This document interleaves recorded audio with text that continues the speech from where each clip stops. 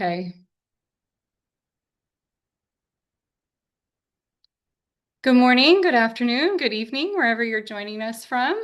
I want to welcome you today and introduce myself. I am Megan Frazier. I am the Marketing and Operations Manager here at Prepare to Launch You. Um, I am so glad you guys are joining us today for our webinar focused on resumes. Today it's Resumes Reimagined, new and best practices for career relaunchers and pivoters. I am going to be manning the chat, so if you have questions, feel free to drop them in the chat today. We're also broadcasting live on LinkedIn, so if you see us over there, please feel free to drop your comments and we'll bring them over here into the Zoom room. And we will have some time dedicated for questions and answers at the end. I think a lot of your questions are going to be answered along the way. Susan and Kelley, who I'm about to introduce, they are going to be sharing a lot of content that's very actionable. Hopefully, you guys can review your most current draft of your resume and put some of these tips into practice right away. I do want to share that this session is being recorded and broadcast live on LinkedIn, and the recording will be sent to all registered participants after the event. Now I want to introduce Susan and Kelley. Susan, Rietano, Davey, and Kelley Biskupiak. They are the co-founders of Prepare to Launch You, which is a company dedicated to helping women through successfully navigate work and life transitions. They have deep experience in tech, education, and executive coaching. They have guided thousands of women back into fulfilling careers and after taking a career break. Their signature program is the Career Relaunch program. So they actually are with students through the career relaunch and pivot process through those cohorts that they offer 3 times a year. Today's session, focused on resumes, is all about um, actionable tips that you can put into practice on your current resume, um, looking forward to your next job or promotion. And you're feel free to ask questions. So whether you're returning to work after a career break or a long gap, or you're looking to make a pivot or advance in your current role, we're confident that you're going to walk away with some tips today, um, and hopefully something that's going to move the needle forward for you in your career journey. So.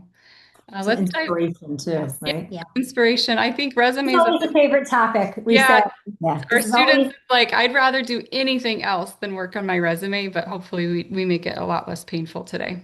yes. Awesome. All right, well, we're going to share the screen Yes. here. Welcome, everyone. We're going to jump right in. There we go. And we are hoping to have a good, 10, 15 minutes at the end to answer your questions, some of which will be answered through the process of. Yes. And those of you that submitted questions beforehand, thank you so much for doing so. And we've really tried to weave answers to those questions in the program. All righty, let's see. Here we go. All right. So a little bit about us. Yeah. We are both moms of four, navigating that end of life, and we took career breaks ourselves and successfully returned to work. We have a combined 40 plus years. That means all of our experience together, although I guess I'm getting close to 40 on my own, helping women navigate work and life transitions. And we're widely recognized experts in the field. We have courses on LinkedIn. We work closely with the Mom Project and other both for-profit and nonprofit organizations that work in this space.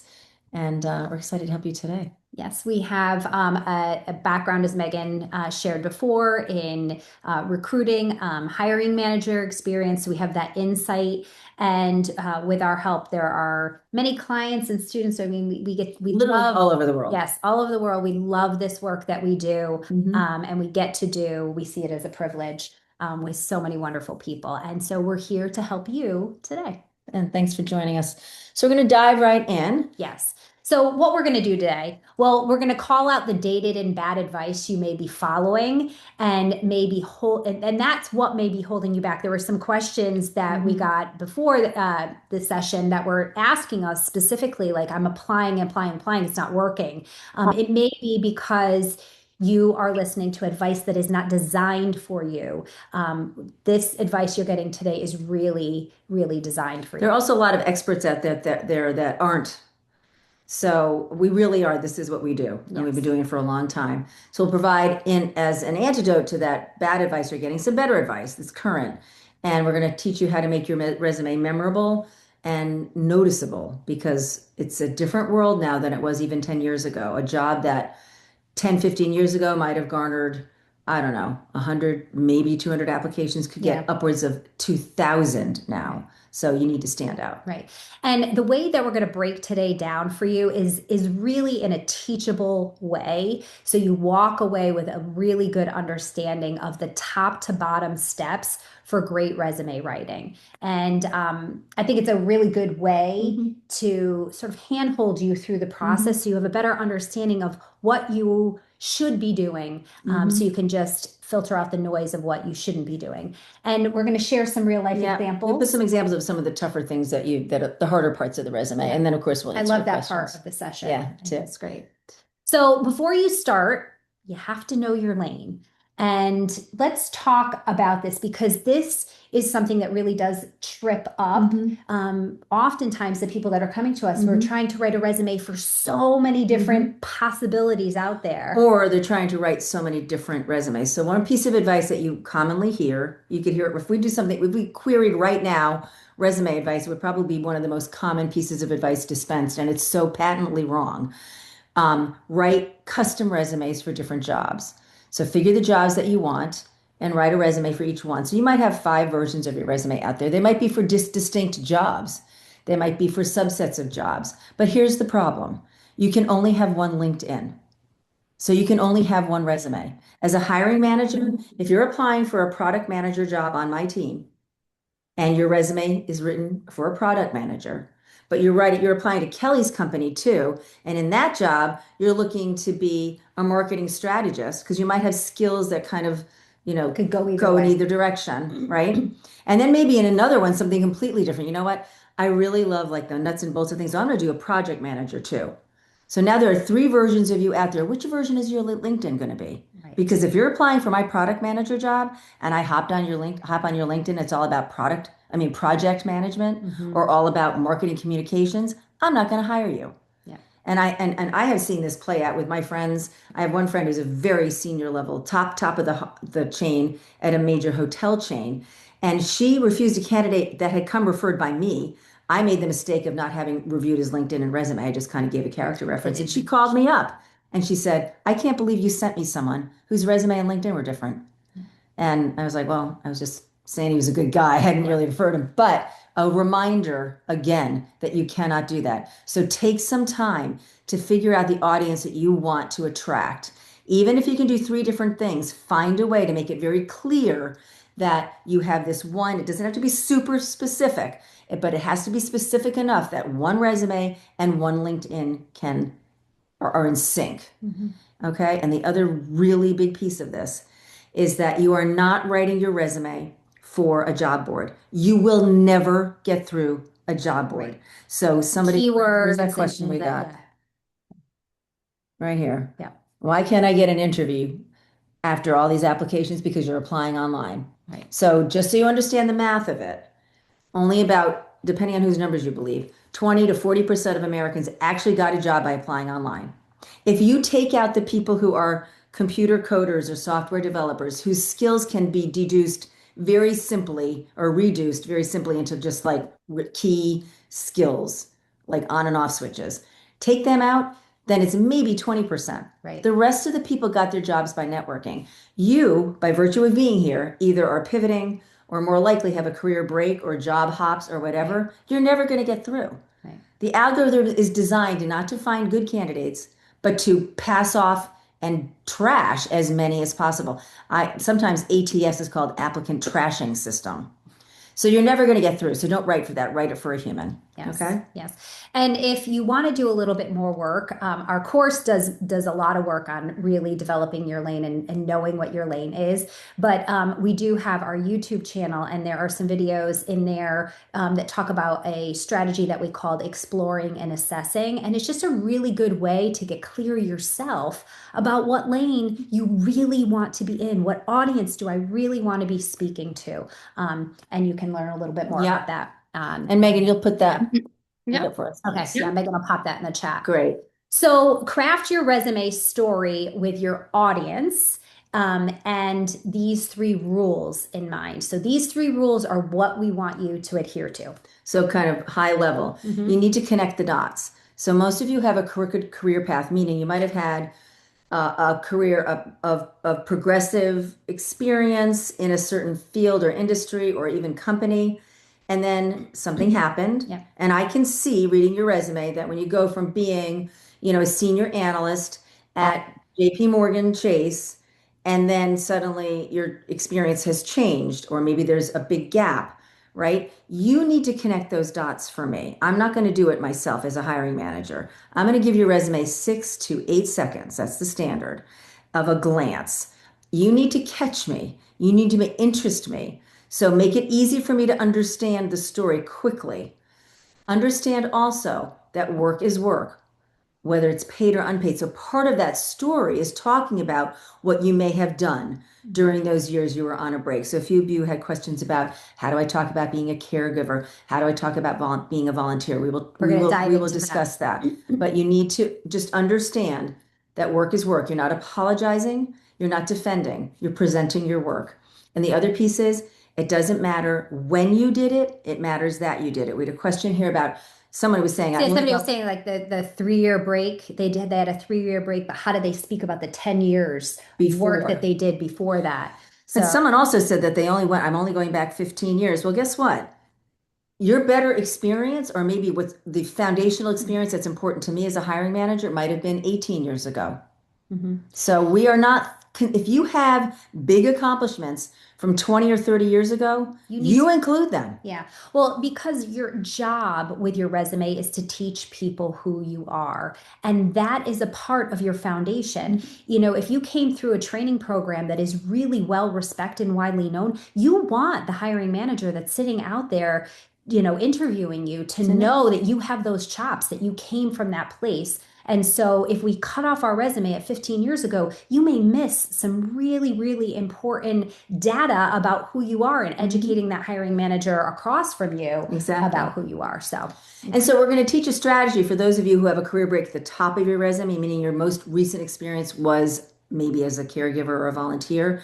We'll show you how to do that because you're not hiding your career break. You're pitching it. You're talking about the skills that you've acquired as work so that career break becomes an asset and not a liability. Yes.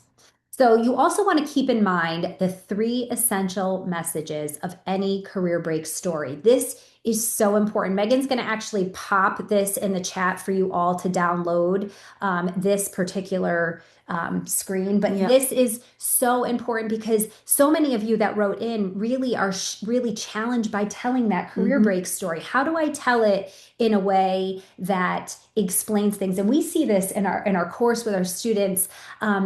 Sometimes we feel like we have to explain a lot more to people about our career break than you truly do. And being able to compartmentalize what is meant for explaining to the people that are really important to you in your life and have earned the right to hear the whole career break story, because some of it might be, that you had a divorce or you had an ailing family member that you were taking care of, or that your child had special needs. And so you took a number of years away from the workplace because of that. That is not to be, shared in the professional setting. And there's a way to sort of give a little tip of the hat to that important work that you did do during that time, but not necessarily something that you have to over explain in the professional setting. Defend. Yes. So this came about more because our students were struggling talking about their career break. And I was giving the same advice. And one day I said, I just need to write something up, like make it a template. Yeah. This is not what you'll write on your resume, but it's a mindset you need to have when you're writing your resume. Exactly. Because we are not defending our career break, and we're not trying to hide it either. So I loved my work. I was really good at it. And it was a sacrifice to leave, but giving my options at the time. If you're a military spouse, my husband was deployed.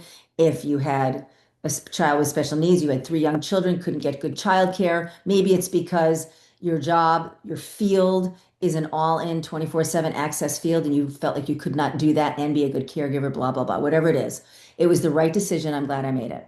Number two, during that time, during whatever, it could have been 5 years, it could have been 20 years. We have our longest student had a 26-year gap.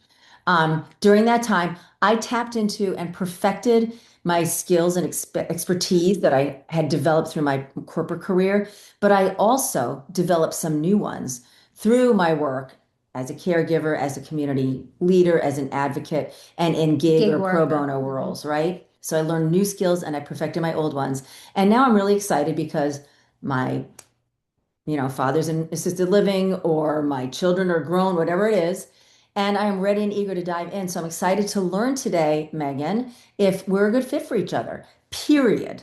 And now it's over. So this is the mindset you're going to have. This again is it's more slanted towards interview and networking, but we want you to have this mindset when you're writing your resume because what you do during that, especially point number two, we want you thinking about what you've done during your career break and translating those skills and experiences into what we call workplace currency. Yeah. And this is where connecting the dots, this is where you are setting that mindset up for how do I connect the dots? Exactly. That is how you script it for yourself. Okay. All right. So your resume, top to bottom, we're going to start with the nameplate at the very top.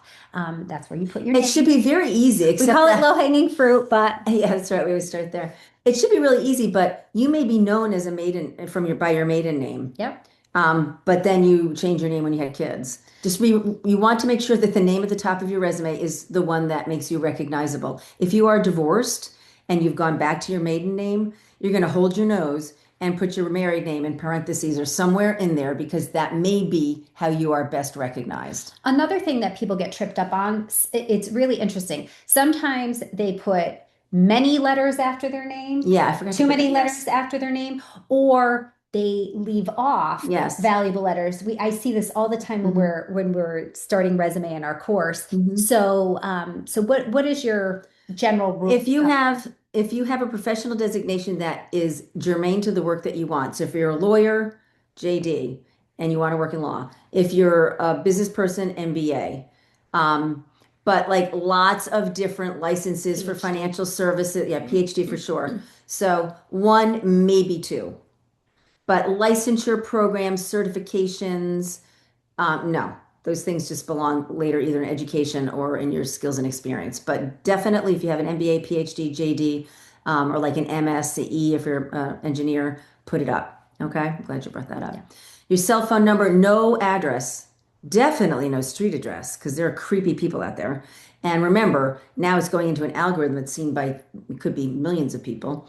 But also, you just don't want to limit yourself geographically. So there are some jobs that can be done remotely. There are other jobs where you could maybe go in once a month or once a quarter. Just don't limit yourself. Email address should be live linked, so it's easy. Most people will be reading your resume on some type of screen before they ever print it out. They're only printing it out if they actually are interested in you. So email address live linked. Ideally, your email will be a Gmail because most people are using Google Suite now. It makes it very easy for them to share documents with you. You should have a Gmail account, and just professional, not mom of three. And it's very easy to get an email address. If you don't know, just YouTube it. A link to your a live link to your LinkedIn page should be there as well. And then after the name, so it might say, Megan Frazier, PMP, phone number, live link, Gmail. And then at the bottom, underneath that, so the third line or fourth line, could be your professional titles.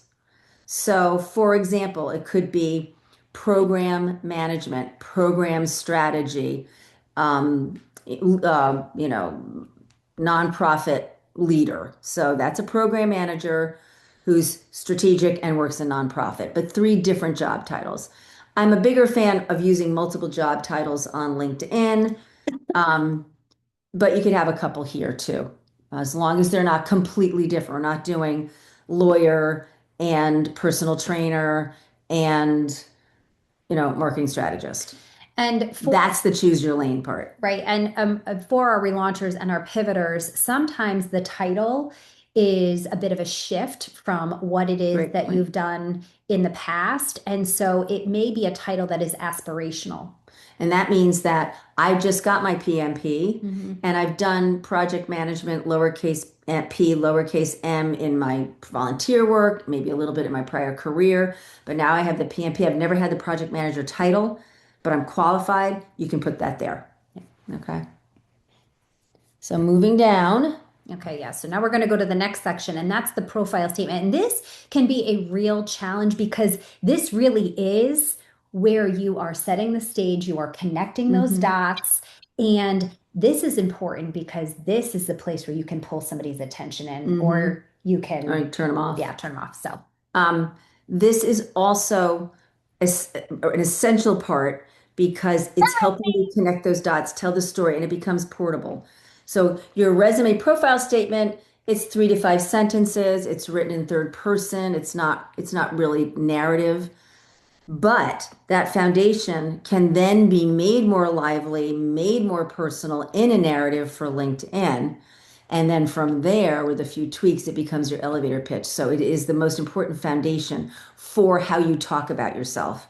Generally, it should answer these questions. What do I do? Where, meaning what industry and for whom, what types of clients, customers, or colleagues do I do it? How do I do it? And then sometimes, particularly if it's very mission-oriented work, the why. right. This is also a place where you can call out a pivot.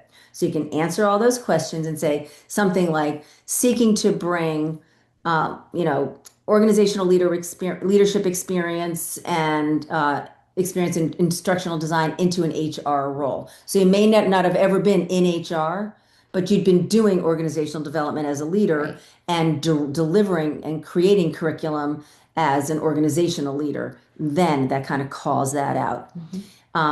It's really, really no cliches, no mission-driven, results-oriented servant leader, none of that. I assume that if you're coming to work with me, that you are results-oriented. Don't bother to show up if your goal isn't to get results. Don't bother to show up if you're not driven by my mission. Don't, detail-oriented is like, yeah, I get it. Okay, you're an adult, you know how to follow rules. Well, and I think more importantly, it just makes you one in the pack if you do that. If you're using that kind of language, it just makes you another person that's writing a resume saying the same thing. This is your opportunity to teach people who you are, to really be memorable. And so you want to use language that's a little more lively or fresh or interesting. You want to do that because that's what's going to make you be remembered. And that's the goal here. That's what you want for yourself. So don't make yourself one of the pack. And ChatGPT will do that for you. It'll serve up all of those cliched terms.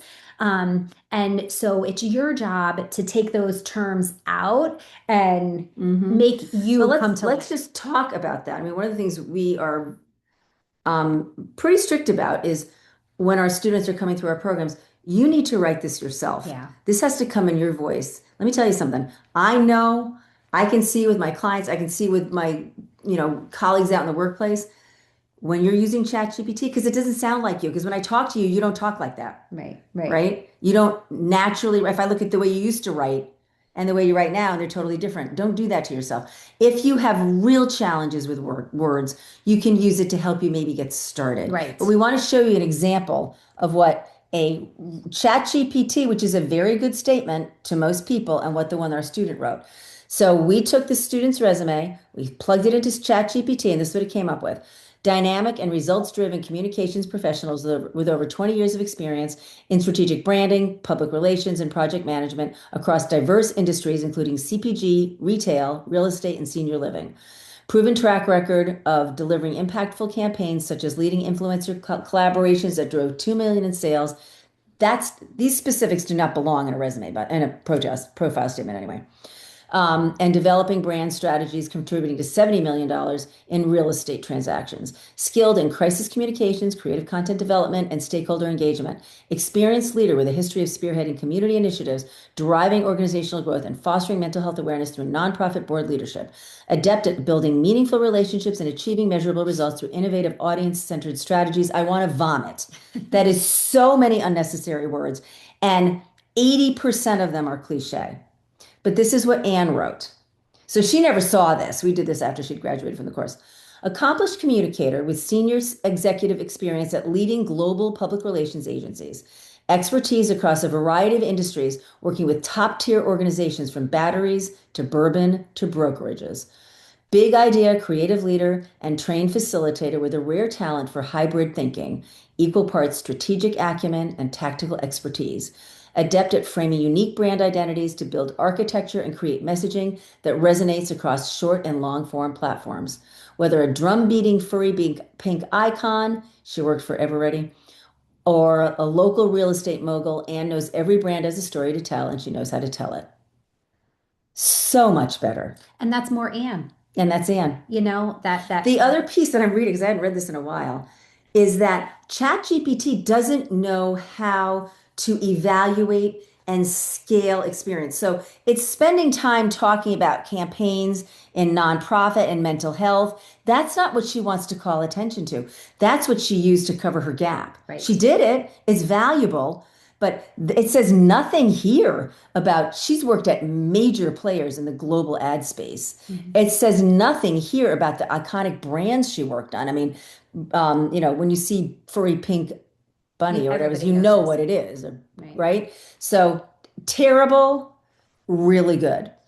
And I think the other thing that we see, having done this with so many, I mean, probably close to 1,000 at least, yeah, people now, is your confidence in talking to people when you're networking actually starts by writing your profile statement. Mm-hmm. It really does. There's something very binding, and it also brings to life those dots that you're trying to connect so that you are believing it. So again, ChatGPT can give you maybe sort of a structure, but you really want to pull out and put in who you really are to illuminate and be memorable when you're doing this. Now here you'll see right under the profile statement, we'll just keep Anne's up, a skills summary.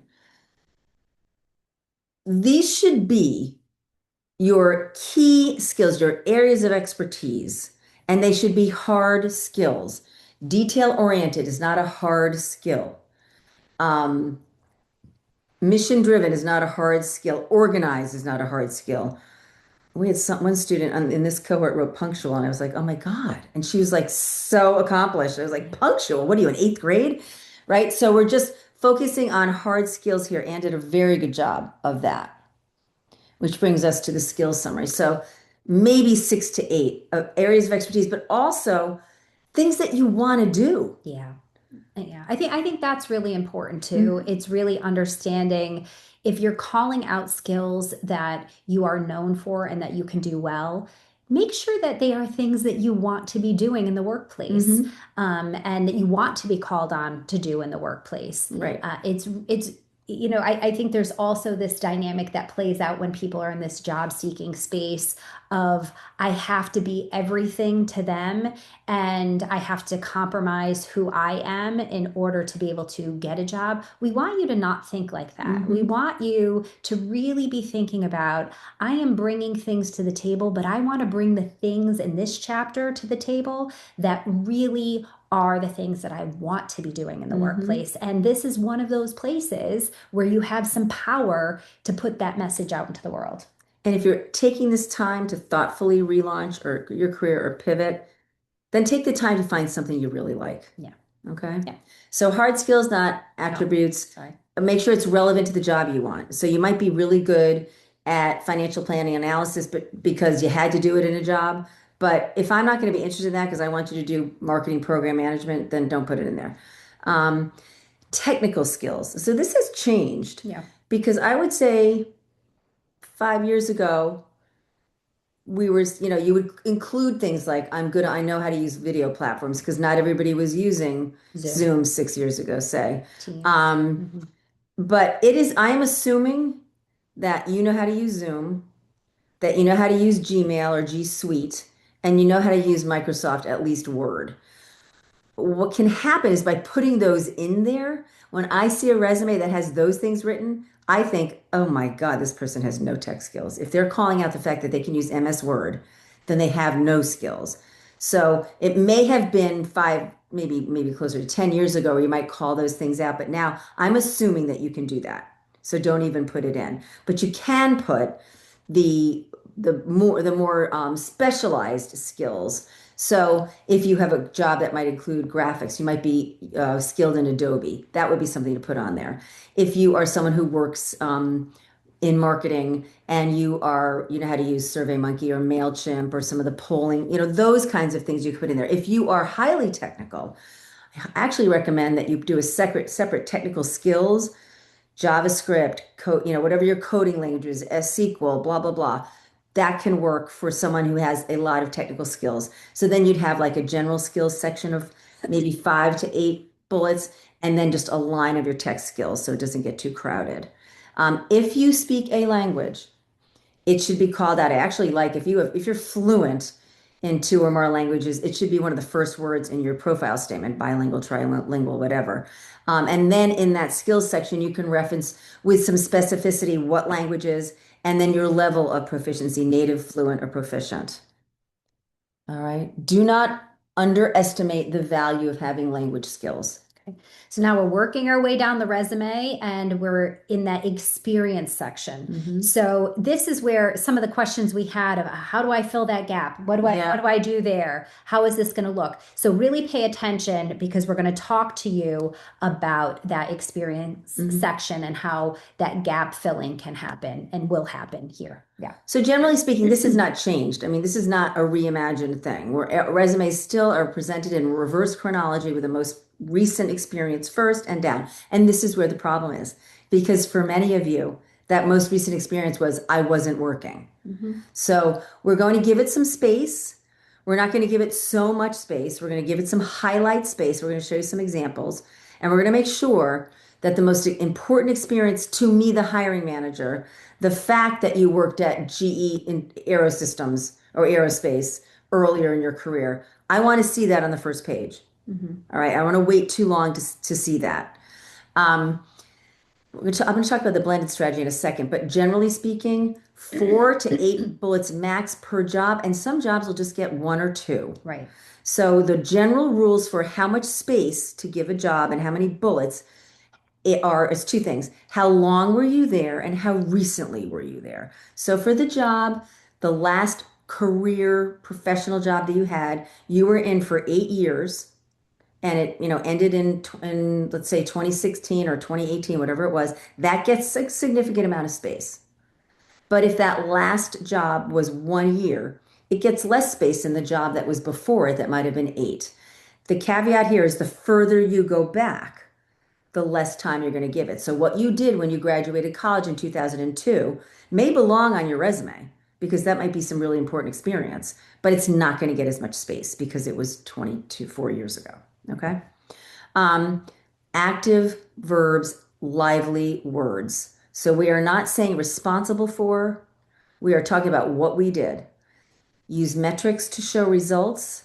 It could be, some jobs are very easy to do. If you're working in finance, you can show revenue saved. You can do efficiencies accomplished. If you're in a sales or client producing role, it could be revenue brought in, market share, year-over-year growth.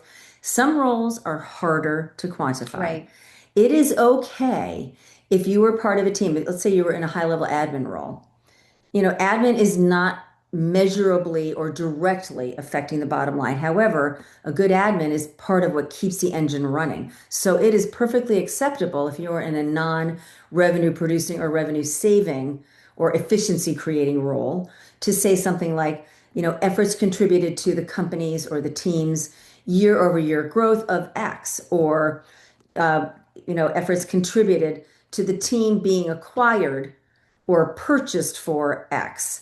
Take credit if you're in one of those general administrative support roles because you were part of that. Well, I also think this translates to, we have many people who come through our programs that are teachers and worked in education.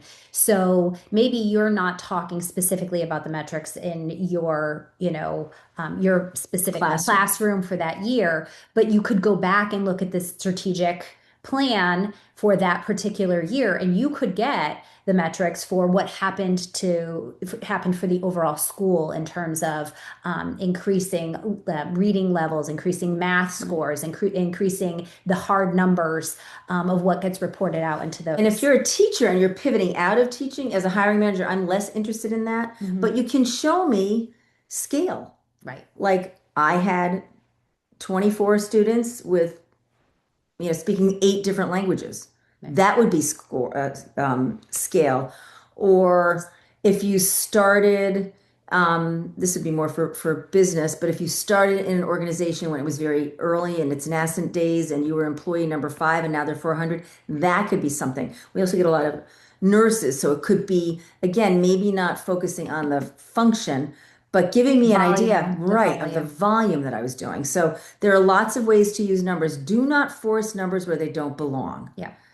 And that's, that could be something that you could just review with a friend. Like, does this feel like it's too heavy-handed or not? Well, and this also applies when, are you going to talk about this when you're in a volunteer role? Because I think that becomes a challenge for people, but you can really use that lange when you're talking about volunteer. Don't go yet. Okay. One other thing, and then one of the questions was here, I think, on that.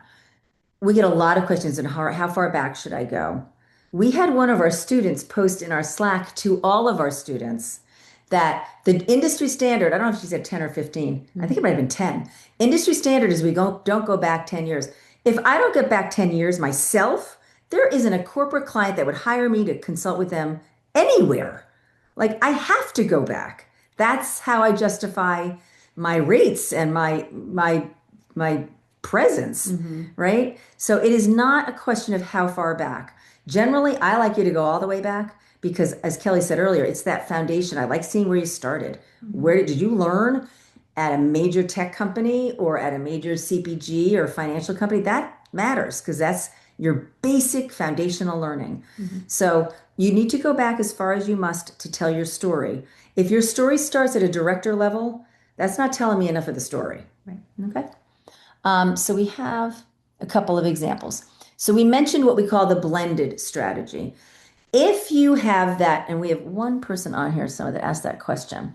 If the top of your resume is volunteer experience, we recommend that you claim it as such. Don't give it a lot of space. These are 2 students that had pretty long gaps. This is, Anne was, she had about a 15-year, and Renee had about a 10 or 11-year gap, right? So they made up these shell names. You do not have to have a company to do this. They just both use their initials. And rather than listing, I did this project here, I did that contract here, I led the PTO here, I worked at this contracting agency here, I was a temp here, that's too much. I don't want to read that as a hiring manager. This makes it very clean. So ARC Communications, those are her initials, a little statement, project-based consultancy specializing in small business communications and branding. And then she gives a little description, provide communications counsel, project management, blah, blah, blah. Select projects include, or select engagements include, or select highlights, whatever word you want to use. And then 3 or 4 bullets. I want you to be clear that in Anne's case and in Renee's case, they did not do these things for all of those years.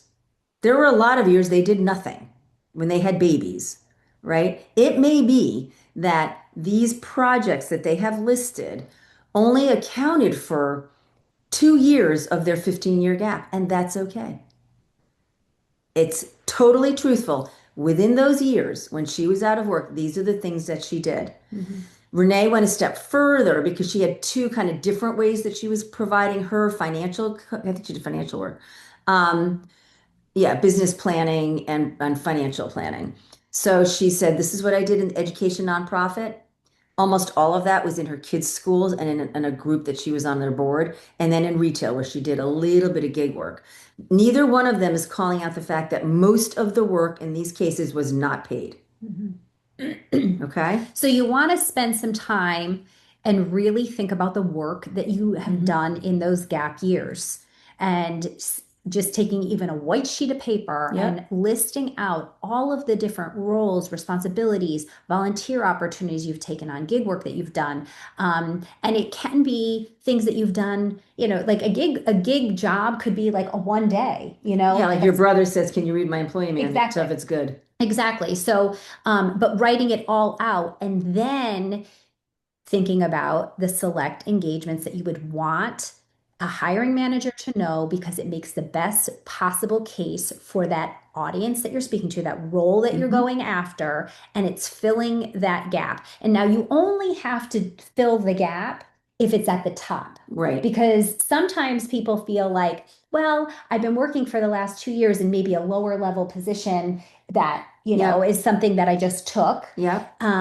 But I feel like I was really out for 10 years, so I have to explain that piece. Do they have to? Like, what's like In that example, we they have, do. yeah. Because in that example, so what Kelly's referring to is that if the gap is somewhere in the middle, and you've been working since at your full capacity, then that's enough to satisfy me. Because basically, as a hiring manager, I don't want to be the first one to hire you when you've been out of work for 10 years, right? And I'm saying this as someone who did take a career break, right? But that's just the general feeling. So when Anne and Renee write it this way, it makes me feel a little bit better. Like, okay, she's not working at BBD&O, but she's doing some pretty serious work. It's enough to bridge the gap. But in Kelly's example, if you've been underemployed, so you had the gap and then you took like what you said, like an admin job, that may not be enough to satisfy me. So doing this underneath it would matter, right? But if you've already returned to work and you're fully engaged and you're just looking to leave this company because it doesn't work, don't spend a whole lot of time filling that gap. Okay, let's show you a couple of other options just to give you. So this is blended. I'm bummed because I cut one of Anne's out. Her fourth bullet, when I did screen grab, she had a child, I believe it was she who had a child, who had some serious, it was either a neurodiversity or a mental health. I can't remember which, but that was why ChatGPT picked up on it. And one of her bullets was about helping, but it really was just her helping her daughter. Yeah. And it was just advocacy work. We have some YouTubes about that, and actually, we did a tricky career gap. Yeah, we We did. did a webinar for the Mom Project called Tricky Career Gap. Yeah, So if tackling. you are someone, yeah, tackling Yeah. tricky career gaps. So if you're somebody who falls into that category where, you maybe were out for a child with special needs, or maybe a mental health, break for yourself, or for someone else that, Or illness. or Yeah. an illness you were navigating Yeah. a serious illness yourself. That could be a webinar that you might want to For tap into. sure. Meg, I don't know if you can find that one for Yeah. people and put it in the I'll chat. put it in the chat. Yep. Okay, Awesome. great, thanks. So this is Ashley and Cher. They did not create like a shell company to present their career break experience. They just presented it, right? This is where I did it. This is what I did. I want to call this one out because this was Ashley's husband's company. And originally she had not considered putting this in there, but she did a lot of work for him. And now, was she doing it full time from 2012 to 2025? No, but she did this work and it needs to be on there. So for those of you whose spouses have companies and you're doing a little bit of work, whether it's I'm going to do the help with the trade show once a year, or I'm balancing the books, or for the accountant, whatever, put that on there. In Cher's case, it was not. It was 3 community things, but this one's important. If you were elected even to a nominal position, put that on it. Being elected is not only reflects a level of competence and respect, but also the amount of work that it takes to run a campaign and get elected. And then the third example is kind of both. So in Kristen's case, she blended this. She made up a thing that's her maiden name and her married name, and she just put them as 2 names. But she called this one out because where she lives in California, this one has a little bit of cachet. But this was her sister's book that she edited. This was what she did at her kids' school, what she did at her kids' school. This is she moved around a lot. Her husband worked in the oil industry. This was renting a house that they kept in California when they moved overseas. I mean, this is nothing. And I say this with great respect for Kristen because she's a great job now. In fact, all these women are employed now. I should have said that. but this isn't a This lot. is no, well, She made it sound good. no, but I think a better way to frame that is that this was important work that she was doing in her opt-out years. And this is the repackaging. This is sort of the Yeah. reimagining of the resume. This is the repackaging of that. So it's something that a hiring manager can see, understand, and it helps you connect the dots of that time away because there is a lot of important work that is happening that we disqualify.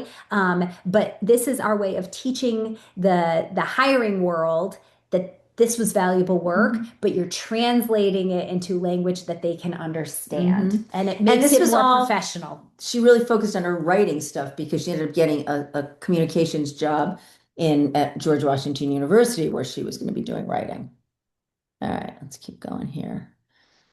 So yeah, the community engagement section. Yep. This is a section that's actually really important because there's a lot of really valuable work, like we were saying before, that's happening there. And so you want to just If you're look using the quickly. blended experience, like we just showed you Kristen's resume, she wouldn't have community engagement. She blended it all in the top. But we're going to do it the same way, reverse chronology, just a few highlights, not a lot of stuff, and avoid the word volunteer, community leader, community advocate, community worker. Education and licensure, pretty basic. The only thing you need to know here is that GPA doesn't matter if you're probably over 35. If you were the first in your family to graduate, that's worth noting. If you were a Division I athlete and or if you financed your education, those things are worth noting. For certification and licensure, pick a couple, not everything you've ever taken. And what is relevant. Bingo. Yeah. And optional sections. If you're older, you had early career experience, you might, and you want to mention it, you might want to just do a couple lines. It says early career experience in banking, in roles as a commercial lender for a global bank, and in, a management position, just so I understand. If you've ever been published, provide links to maybe 2 or 3 of your best publications that are different, live linked. Same with media. If you've been a personality, you've been interviewed, a good thing to have there. And if you have room, I always like seeing the interest section because it's a good conversation Well, it just starter. brings you to life on paper, or it gives maybe some conversation starters, things like that. And if you're panicked because there's a lot of information that we're giving you here, Megan is going to give you something called the resume checklist. It's our resume checklist, and it goes through section by section by section. And there's a little write-up of each of the things that you can make sure that you have when you're taking a look at your resume. Okay. So very quickly, the style guidelines. This is and formatting was interesting. I had a call with one of our students today, and formatting was like, just top of mind. Generally speaking, it should be a linear resume with ample white space that I can read. Usually you'll have a 2-page resume unless you've only had one career that was pretty, stable and the same, or you're very young. You're going to have 2 pages. I would not 3. 2 is totally acceptable. Top to bottom, left to right presentation, 11 point font. A sans serif font is preferred. That means not without curly cues. We talked about making it interactive. If you want to integrate creative elements, I recommend they only do that if you have a creative job, because it does take a little more time to read if it's by column or you've got like shaded sections. But if you're a graphic designer, if you're working in the art field or media, then it might make sense. It will not read well on a job board, though. They have a hard time reading that kind of resume. And again, you're not really writing your resume for that. You're writing to get in the hands of a human, but just a thing to know.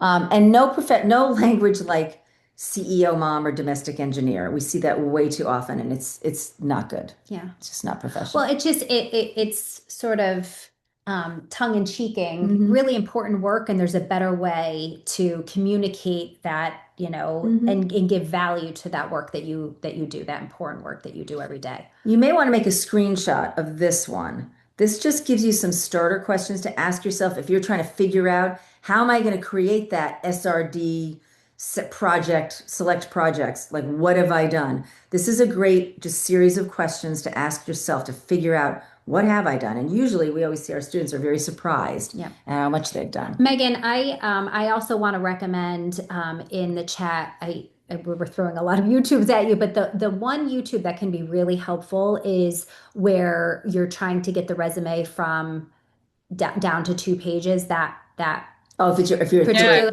yeah. YouTube. I just find that one so valuable. It's all of these little tips that the resume guru over here has learned herself over the years. And it's little tips to just save space, to cut space, like how to bring it down, because it can be a challenge to do that. So that YouTube can be really helpful for you once you get to that final stage where you're really trying to cut and pare down your resume. One thing I want to add here, because there was a question, if you've done contract work, don't worry about calling out the contracting agency. If it suits you best, if you've done several contracts, say, as a temp or a consultant, use the strategy that we showed earlier of just kind of creating that imaginary shell company that says, you know, MF Consulting, and just put that project in. I don't need to know who licensed you to do it or who contracted you to do it. That's just more information than I need. So some final notes here. Yeah, and we said at the beginning, you're not going to get through an applicant tracking system, so do not write your resume for that. Do not stuff it with keywords. Keywords aren't things that humans speak. Don't focus on getting as many resumes out there as you possibly can and feeling like you're really busy and productive, because you're not. Better for you to spend all day finding a human that you can get in touch with to help you network your way into a job, and finding one person in a whole week who's a good contact than sending out 500 applications. That's how much better a human connection And is. if you're sitting out there right now in the audience and you feel like I don't have a network, I've been out of the game for so long, I really don't have the network that I used to have, we want you to like shift your mindset around that. You do. You have people that you have sat on the sidelines with in all sorts of different, sporting events, maybe that your child's done. You have family members that are currently working in the workspace. Think of your even your younger, your 20 somethings, your early 30 something family member that is out there working. Some of them may even be your own children that are working. It might be their friends that are working right now. And having conversations once you get this resume ready to go and to be put in the hands of someone that you want to network with, having those conversations with those people to help them tell your story and get it in the hands of the right person that can help you land a job. There's lots of tips that we have about that again on our YouTube channel. Yeah. I'm Our laughing YouTube at channel myself, is good, Megan. though. I'm laughing at myself because we have playlists all around networking. It's very helpful and it's free. I think we've answered all the questions. I'm seeing one here. Why can't I get an interview? You can't get an interview because you're probably applying online. Yeah. And then if you're getting the interview, you're not advancing, then you need to watch some of our interview videos, because I'm teaching interview on the course right now. And I told our students, there's not all the stuff we teach is important. There's nothing more important than how you show up in an interview, because you can get the network connection. You can get someone to help you get in the door. You can have your mindset right and everything all good. But if you blow the interview, done. All right. So it could be just that. I think that's all of our slides. We have some questions that were asked during today's call. Okay, So great. I'm going to I do want to that. make sure they see this too. Oh yeah. Well, while I'm queuing up the question, I'll talk about this. Or would you like Yeah, to? you talk. I'll talk about it because you're queuing it up. Okay. We have, as Megan mentioned at the beginning, a career relaunch program that is taken with small groups of 10 to 12 women, multiple groups at a time. And we offer it 3 times a year. We are just entering our spring season. The course starts, I think, on April 20th or something like that. 17th. There we go. But April 7th, we're doing an information session. You can come, you can learn about it, you can ask your questions. It is life-changing. That's what our students tell us. It is transformational. We're in week 9 right now. The people we're seeing now look nothing like the people who came on week 1. And, I think that when you are navigating this journey in your life, this job seeking journey in your life, it can feel really lonely. And this program is a really great support system. It's a great structure to have in your life, and it will accelerate you in the job seeking process. And that is not just us saying that. This is the feedback that we've gotten from the many, many students that have come through the program. So that April 7th info session is a great opportunity for you to just learn more about it and see if it is a fit for you. We designed it. We love working with this And community. it's us that do it. We're not offboarding you to somebody else. Yeah. So all right, we'll that's that. there. But let's get to your questions for today. And we can stay a little late. Yeah, thank you. Okay, first question. I'm going to do them in order that they were asked in today's chat. Sarah asked, does everyone need to have a LinkedIn account? What about professionals who have experienced violence and do not want to be found on social or professional media? That's a very important caveat to what I think you would typically say was everybody needs a LinkedIn, but how would you tackle? So everybody in business and professional services needs a LinkedIn. If you are an educator, not so much. If you're a clinician, not so much. And, you know, some healthcare clinician. Thank you, a healthcare clinician. But yes, it will hurt you without a LinkedIn because people will use LinkedIn to vet you.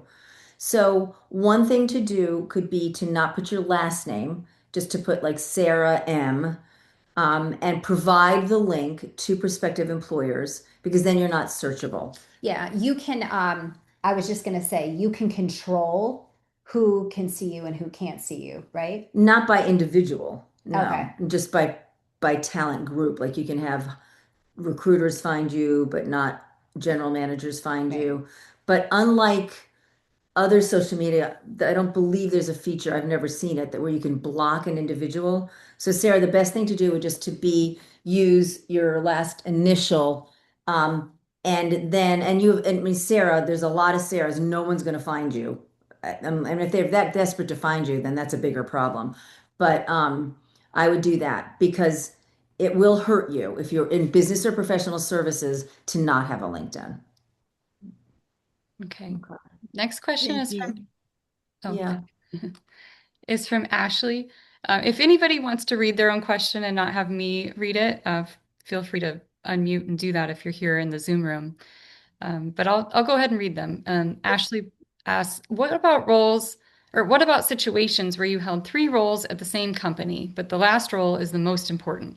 It's 15 years back, so don't necessarily care about the first 2 titles, but want to show the length of employment at the company plus the pertinent role title. Yep. You have to list the other 2 if you're covering the entire period of employment.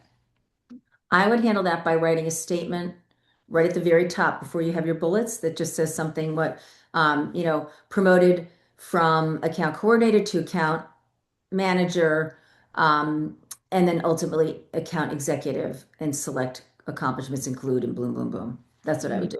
Combine them, but show that you were promoted. But don't spend a whole lot of time unless the jobs are different. In this case, it sounds like the jobs are fairly linear, just greater responsibility, greater deliverables or whatever. Then it doesn't make sense. But if it was, I was in accounting and then I was in finance and then I went back then I pivoted into FP&A, then it kind of makes sense to show that because accounting and finance are different. Okay. Okay. I hope that answered your first question, Ashley. The next one is from Perul. When you were talking about the Energizer Bunny on the example resume, she said, I like this personality aspect. Is it okay to add in a little humor to your resume and or your cover letter? Absolutely. So the resume, it's a little harder to add a lot of personality because it's not written in first person. LinkedIn, you can have a ball there. But on the resume, yes, you can include those little things in there that there was one, Lindsay, she said, when not color code, like she didn't, but she didn't use first person, but it was something like, hobby outside of work, color coding, color coding files at home. I'm like something that just made it sound like this woman like lives for organizing things. And you don't want to overdo it Right. either. I think there's a balance. It's like you want your professionalism to be the lead, and then but you do want that, so it might be. I actually think we've had students that have used it like can diffuse a room with, a humorous comment or something like that. Yeah, you can do that. Yeah. Like in a profile statement. Yeah, the profile statement is a little more limiting, but definitely. So hers was not really designed for humor, although it might have sounded humorous, but it's like more showing specificity. Like everybody's going to recognize that. Yeah. And instead of saying, as ChatGPT did, worked on major CPG brands, well, Right. let's just talk about, What they give an are. example. Yeah. Yeah. Yeah. So yeah, anytime what we find when we just went through this a couple weeks ago, what we found is very helpful is start with your resume as a foundation. Then start writing your LinkedIn profile statement, About section. which is first person. It's like 2,000 characters. It's expected to be long. And then as you start telling your story that way, then you can go back. And that's what happened with Anne. Because she was saying in her, I've covered everything from the Energizer Bunny to blah, blah, blah. And then she realized, wow, I could put this over here. Yeah. So there's a nice synergy between the two. Yeah. Good. The next question's related to that umbrella strategy and making sure that that's um, validated, like on a background check. So Ashley asks, with the blended approach that includes some unpaid and some contract consulting, what happens when you're doing a background check with a company and they want you to list prior employment for verification? Years ago, this happened to me, and unfortunately, I had an invoiced project under my EIN, so I could share an example to prove my consulting umbrella was real. But now I have more unpaid and W-2 contracting that will be included under there. So, a couple things. You are not being asked your resume is not being vetted to that degree. You're not being asked for references until they're ready to give you an offer. At that point, you've already had multiple conversations.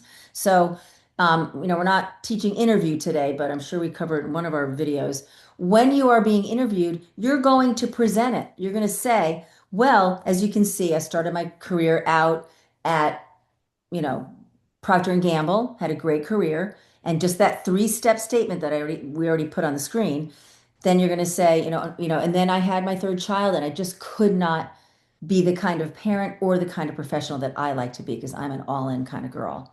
And so I took that career break, blah, blah, blah, blah, blah. So you can see on my resume that there's a real pivot here. I went from a director at CPG at Procter and Gamble, and now this work has been a blend of project work, one-off work. Some of it's been unpaid community work. Some of it's been pro bono. So the question, it will have already been discussed, is my point. So when they ask for references, you're going to say, terrific. So I'm going to give you one about this community project I led, and this was the town manager that I supported, or the superintendent, or whatever it is. I'm going to provide a couple from my more conventional work as well. And we're not apologizing. We're not hiding anything. We're not lying. You did the work. You're not saying you got paid. Mm-hmm. Pay and work are separate things. So it is not an issue. It's never been an issue for any of our students or any of my private clients ever because you've had the conversation already. Great. Okay. Good, Ashley. All right, another question from Jamila. She says she was a teacher before kids and marriage. After 10 years as a stay-at-home wife and mother, I framed that I was an educational project coordinator for those years out of the workforce and landed an eighth grade history teaching job after following your advice. I also kept applying on company websites rather than Indeed. I'm not sure that's a question. It's for a teaching job. Jamila, are you still That were on? you, Jamila, did you apply online for Yes, teaching she is. job? Yes. So no, that actually wasn't a question, but Oh, I okay. went to one of your webinar Zooms months ago, and Okay. I just wanted to put that in there in the chat Oh, because following your advice, and I'm not going to take too much time, I oh, ended up getting back into the workforce with the blended, kind of I start your love own it. company, and that was me being a mom and a wife for 10 years. I Oh, I love love that. that. So Thanks this for sharing. August, I will start again. Good.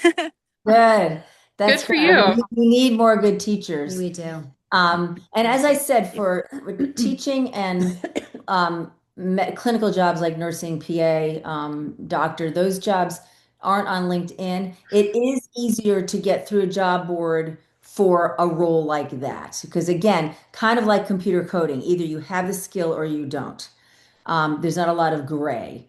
But in most business and professional services jobs, there's a lot more gray. Yeah. Thanks, Sorry. Jamala. That's great. That's great Yeah. to I'm hear. glad you got to share that story. I'm sorry I misinterpreted it as a question at first, but it's a fun story. Thanks for sharing. Yeah, thank you. Thank you all. Um, Another question is, what about job titles? Do they need to be exact, or can you update to the current trending title? Great question. Two Very good things. question. Definitely update. So if you think about the field of HR, it was personnel, then it was human resources, and now it could be, employee People. experience or people man or talent develop. I mean, there's so many different names for it. So yes, absolutely. If it's a dated title, correct it. But there are other examples. If the title was incorrect, if you were called an admin, but you were a chief of staff, or Right. if you were called um, a program coordinator, but there was no program manager and you were doing that, go ahead and give yourself the title that you want. If you're concerned about that employment check at the end, you can either call someone at the company and just say, hey, I want you to know that my resume says this because this is the work that I did. Again, I've never heard this be a problem, but something you can do. You can also give yourself, the nice thing about doing work that's unpaid is you can give yourself whatever title you want. So in Ashley's case, when she was working for her husband's company, very, very sporadically and part-time, she gave herself a really good, I mean, she might have called herself operations director or something. Hmm. She gave herself a good title. So that's the one thing that you can take in roles where you're not being paid is give yourself a good title. But yes, updating is important. Great. Any other last questions? I know we're a few minutes over. Thanks for sticking with us, but we're here. So if you have anything that you would like answered, maybe we can take one or two more. I'm good. Is there anything on here we didn't?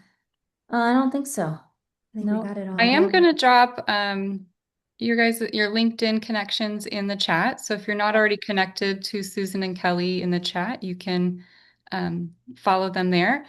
Sarah has her hand raised. Go ahead, Sarah. Yeah. Thank you. Um, a question related to the same topic I asked before. What about the pictures that I know many of us have to post on LinkedIn in the case of survivors of violence? So like what kind of photo to put? Yeah.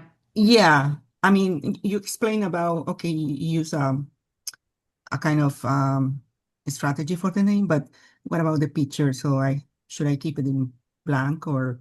Well, here's the thing. Your LinkedIn is going to get like 20 times the connections if you have a photo than if you don't. So I know for me, I will not connect people without a photo with people. That's just my general rule because I want to know that it's a real person. And that's the problem because now that bots have become so competent, there are like just LinkedIn pages going up, scam job descriptions written, scam companies created online. So the photo is one way of vetting that it's a human. Um, so I think what I would recommend is if you can just do a photo where maybe it's shaded, like kind of an artsier photo where your face isn't really obvious, maybe a profile shot. But you have to do what was going to, your safety comes first. But if you're asking 100% me from a Sarah. professional perspective, it does make a difference when you don't have a photo. No. But Sarah, you have to do what is going to keep you safe, what is your comfort level at the end of the day. That is, it's your choice. But that's just Yeah. that trumps everything, right? Awesome. Thank you. Yeah. I'm sorry, Sarah. Yeah. What about ageism and going back on your resume? But just like I said earlier, if I really want to know how old you are, I can find out in a New York second, right? If that's really what I want to do. So instead of trying to hide your age, embrace it. I was talking to our students yesterday about one of the advantages of being an older employee is that you're available. So one of the things that when yesterday I was doing some workshops with the students, I said, you know what? If you're older, call it out. Right. Just say, the beauty of hiring someone like me is I'm available. I can see that your workplace is full of 38 to 45-year-olds with little kids and they're in the thick of it. And I know what that's like because I have kids too. And I know what it's like when there are snow days and then there are teacher development days And then there are, what are the other ones? Teacher conference days, and then every possible ethnic holiday, all these days. And you're scrambling to try to get childcare, you're trying to work from home. I don't have to worry about that anymore. Snow day, I got snow tires, teacher conferences, teacher professional development. I don't even know that they're happening. So I can be here to support. I look forward to bringing that because really the most successful teams are multi-generational. So just own it. It's probably 9 times out of 10 that early experience is valuable enough that I want to know about it. Yeah, and I think a really good mindset around this is that sometimes the thing that you think is your liability, if you can leverage it as your asset, it's going to just give you the confidence to sell it like Susan just did. So just shift that voice inside your head that's telling you, oh my gosh, I'm too old and I'm not relevant, all of those things that can happen when we get into this process, and just say, well, actually, like what makes this thing an asset in the workplace? And that is how, that's one way that you can do that. Monique, thank you for writing in. She asked if Sarah could use a personal page instead of a LinkedIn. Yes, she can. She could create her own website and link to that. But unfortunately, LinkedIn is what like 98% of recruiters and hiring managers use to vet a candidate. So, but Sarah, if you build up your network, the other thing is that LinkedIn is such a powerful tool for networking. It's a great way to find people. But if you have a strong enough personal network and you think you can really exploit that, then having LinkedIn won't be quite as problematic because you'll be having someone introduce you. Right. And you could just say, unfortunately, I've been the victim of violence, and as a result, I've just kept myself offline. So you could do that and then have some other place for them to vet your experience. Okay. All right. All right. All right. Well, thank you all for joining us today. I do want to put one final plug for the Career Relaunch information session, which is Tuesday, April 7th. It's the same time, 12 p.m. Eastern. We'd love to invite you all to attend, learn more about the course. We will have a couple of our program graduates attending.